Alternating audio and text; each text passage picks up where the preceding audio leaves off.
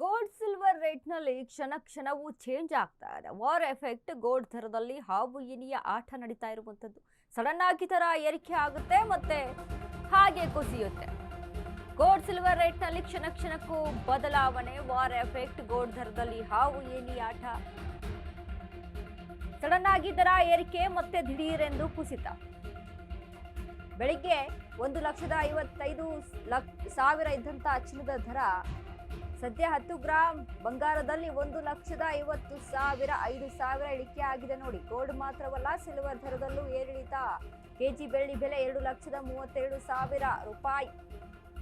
ಗ್ರಾಹಕರು ಮತ್ತು ಹೂಡಿಕೆದಾರರಿಗೆ ಫುಲ್ ಟೆನ್ಷನ್. ಮುಂದಿನ ದಿನಗಳಲ್ಲಿ ಚಿನ್ನ ಬೆಳ್ಳಿ ಮತ್ತಷ್ಟು ಏರಿಳಿತ. ಗೋಲ್ಡ್ ಸಿಲ್ವರ್ ರೇಟ್ನಲ್ಲಿ ಕ್ಷಣ ಕ್ಷಣವೂ change. War effect gold silver ಬೆಲೆಯಲ್ಲಿ ಹಾವು ಏಣಿಯ ಆಟ ನಡೀತಾ ಇದೆ. ಸಡನ್ ಆಗಿ ದರ ಏರಿಕೆ ಆಗುತ್ತೆ, ಸಡನ್ ಆಗಿ ಇಳಿಕೆ ಆಗುತ್ತೆ.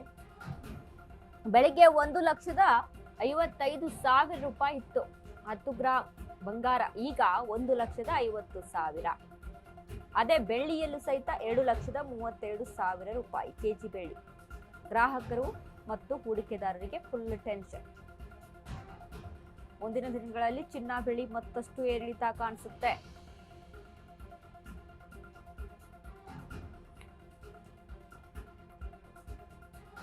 ಎಸ್ ನೋಡಿ, ಚಿನ್ನ ಮತ್ತು ಬೆಳ್ಳಿಯ ದರಗಳಲ್ಲಿ ತುಂಬಾ ಇಳಿಕೆ ಕಾಣಿಸ್ತಾ ಇತ್ತು.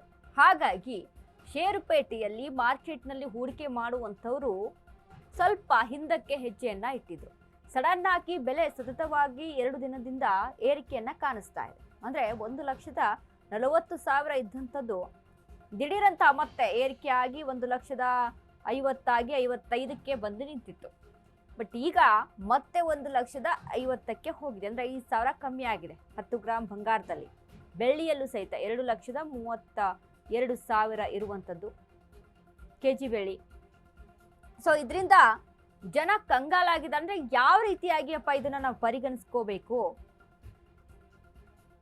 ಷೇರ್ಪೇಟೆಯಲ್ಲಿ ಶೇರ್ ಮಾರ್ಕೆಟ್ ಅಲ್ಲಿ ಹೂಡಿಕೆ ಮಾಡೋಣ, ಇನ್ವೆಸ್ಟ್ಮೆಂಟ್ ಮಾಡಬೇಕಾ ಬೇಡವಾ, ಮಾಡಿದ್ರೆ ಲಾಭ ಆಗುತ್ತಾ, ಅಥವಾ ದಿಢೀರಂತ ಕುಸಿತ ಕಂಡುಬಿಟ್ರೆ ಮತ್ತಷ್ಟು ಲಾಸ್ ಆಗುತ್ತೆ, ಯಾವ ರೀತಿಯಾದಂಥ ಡಿಸಿಷನ್ ತೆಗೆದುಕೊಳ್ಬೇಕು ಅನ್ನುವಂಥದ್ದು. ಇನ್ನು ಗ್ರಾಹಕರಿಗೆ ಈಗ ಕಮ್ಮಿ ಆಗಿದೆ, ರೇಟ್ ಜಾಸ್ತಿ ಆಗ್ತಾ ಇತ್ತು, ಕಮ್ಮಿ ಆಗಿದೆ, ಹೀಗೆ ಕೊಂಡ್ಕೊಳ್ಳೋಣ ಅಥವಾ ಇನ್ನೂ ಕಮ್ಮಿ ಆಗುತ್ತಾ, ಕಾಯ್ಬೇಕಾ, ಈ ರೀತಿಯಾಗಿ ಟೆನ್ಷನ್ ಅನ್ನ ತಂದೊಡ್ತಾ ಇರುವಂಥದ್ದು ಬಂಗಾರ ಮತ್ತು ಬೆಳ್ಳಿಯ ಬೆಲೆಗಳಲ್ಲಿ. ಹಾಗಾಗಿ ಜನ ಒಂದು ರೀತಿಯಾಗಿ ಗೊಂದಲಮಯವಾಗಿದ್ದಾರೆ. ಇದರಲ್ಲಿ ವಾರ್ ಎಫೆಕ್ಟು, ಒಂದು ಕಡೆ ಪೆಟ್ರೋಲ್, ಡೀಸೆಲ್, ಗ್ಯಾಸ್ ವಿಚಾರಕ್ಕೆ ಸಂಬಂಧಪಟ್ಟಂತೆ ಸಮಸ್ಯೆಗಳಾಗ್ತಾ ಇದ್ರೆ, ಮತ್ತೊಂದು ಕಡೆ ಚಿನ್ನ ಮತ್ತು ಬೆಳ್ಳಿಯಲ್ಲಿ ಈ ರೀತಿಯಾದಂಥ ಹಾವು ಏಣಿಯ ಆಟ ನಡೀತಾ ಇದೆ.